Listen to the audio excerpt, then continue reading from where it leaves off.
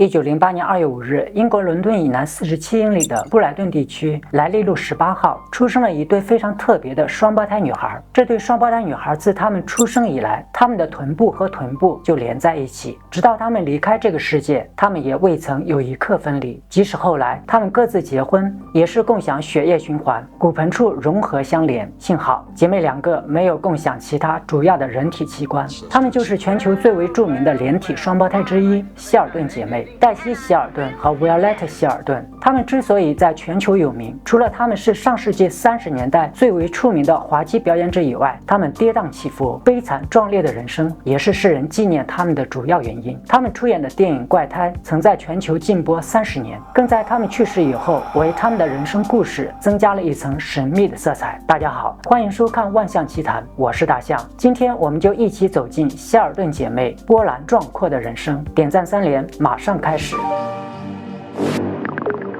希尔顿姐妹的生母凯特·斯金纳是一名未婚的酒吧女仆，她的雇主同时也是当时帮助凯特分娩的酒吧老板玛丽·希尔顿。正是这个玛丽·希尔顿一手制造了希尔顿姐妹的悲惨人生。根据英国皇家外科学院牛津拉德克医院的内科医生詹姆斯·奥古斯都·罗斯上校为英国医学杂志提供的双胞胎姐妹出生的医学记录显示，苏塞克斯医学外科协会曾经考虑过将她们两个分开，最后遭到一致反对，因为手术肯定会导致双胞胎姐妹中的一个或两个死亡。同时，上校指出，这对双胞胎是第一批在英国连体出生并存活数周以上的双胞胎。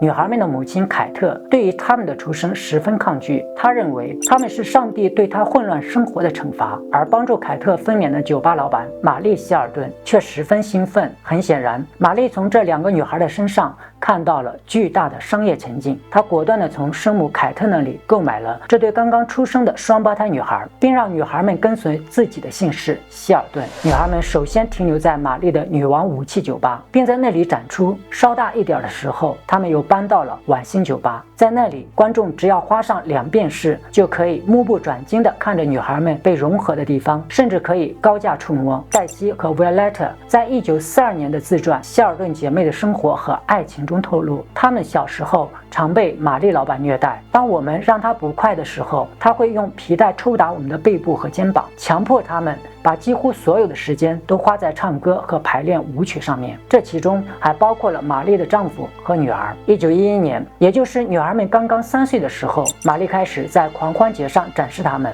随后更是带着这对姐妹走遍英国。她向观众介绍她们是联合双胞胎。1916年，女孩们已经8岁，玛丽老板带着姑娘们在德国和澳大利亚演出，大受欢迎。玛丽决定将她们带到美国。最初，美国以健康原因不适宜为由，拒绝了她们的入境。后来迫于媒体的压力，美国当局最终放行。女孩们的表演常常伴随着玛丽编造的虚构的悲惨故事。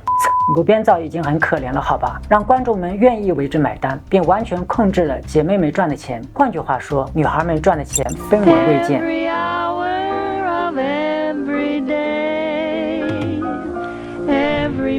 1926年，英裔美国喜剧演员舞蹈家鲍勃·霍普组建了舞者团体，女孩们在其中跳踢踏舞。不久，玛丽在阿拉巴马州的伯明翰去世，女孩们被以遗赠的方式监护权交到了玛丽的女儿伊迪丝和她的丈夫迈尔斯的手上。然而，虐待仍在继续。迈尔斯夫妇将这对双胞胎囚禁起来，并威胁说，如果他们试图逃跑，就把他们关进收容所。他们暂时让这对双胞胎远离公众视线，并训练他们学习爵士音乐。很快的，维尔莱特成为一名熟练的萨克斯手，黛西则成为一名小提琴手。他们住在德克萨斯州圣安东尼奥的一座豪宅里。1927年，宾夕法尼亚一家报纸一则广告将惊人的圣安东尼奥连体双胞胎放在首位，而鲍勃·霍普，也就是我们前面提到的那个组建舞团的舞蹈家，则只出现在广告底部一个小小的角落里。根据女孩们的回忆，人气最旺的时候，双胞胎姐妹每周能赚5000美元，但是他们什么都没有看到。直到 Violetta 和黛西在23岁的时候，他们在魔术师哈里·胡迪尼的帮助下，对伊迪丝和她的丈夫提起了诉讼。1931年，姐妹们终于被解除了合同，重获自由，并获得10万美元的赔偿。Violetta 说：“我们终于可以不要再像孩子一样化妆，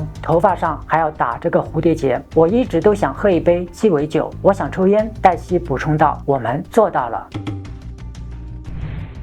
获得自由后的希尔顿姐妹，黛西把头发染成了金色。她们开始穿着不同的衣服，以便与 Violetta 区分开来。在杂耍表演失去人气以后，姐妹俩在滑稽表演的场所演出。1932年12月，姐妹俩乘坐贝伦加里亚号航行到英国。她们在1933年的大部分时间里都在英国度过，并于1933年10月返回美国。也就在这个时间里，希尔顿姐妹出演了电影《怪胎》，但该片在随后的30年里遭到了禁播。究其原因是该片的画风太过于荒诞和怪异。自由后的姐妹两个很快收获了自己的爱情生活。Violetta 爱上了音乐家莫里斯·兰伯特，他们决定在1934年结婚，但这对夫妇的结婚证申请了美国的21个州都被否决了，给出的理由是非常不道德和不雅。最终，他们劳燕分飞。双胞胎姐妹在出演电影《怪胎》以后，人气逐渐消退。1936年，Violetta 和同性恋演员詹姆斯·摩尔在德克萨斯州结婚。这段婚姻在纸面上只维持了10年，但这一次他不是为了爱情而结婚，只是为了宣传。婚礼的门票见证世界上最不寻常的婚姻，在报纸上刊登广告，每张25美分。黛西是伴娘。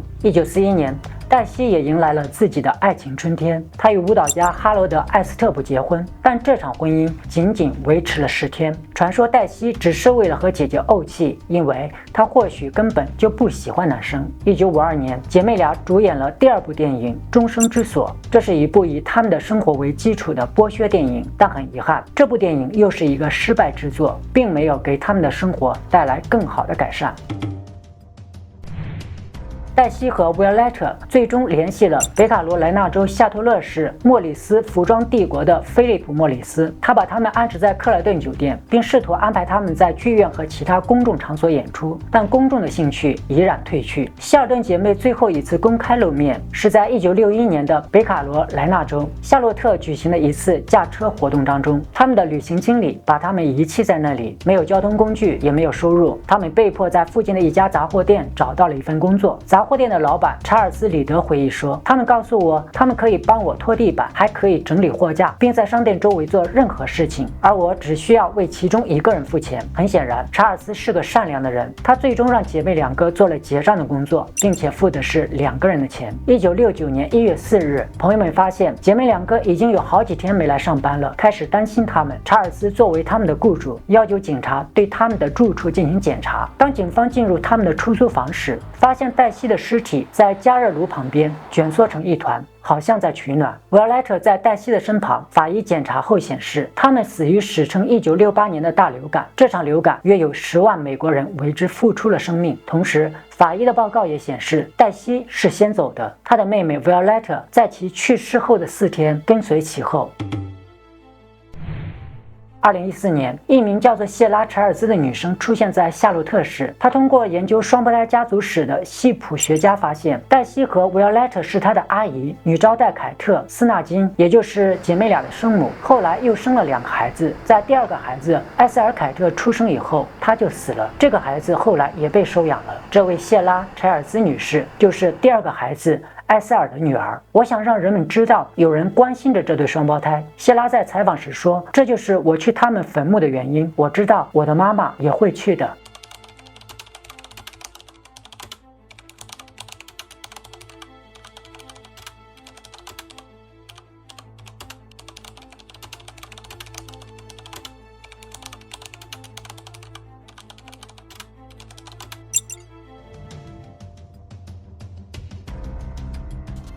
以上，喜欢万象的节目，记得关注我的频道，平安喜乐。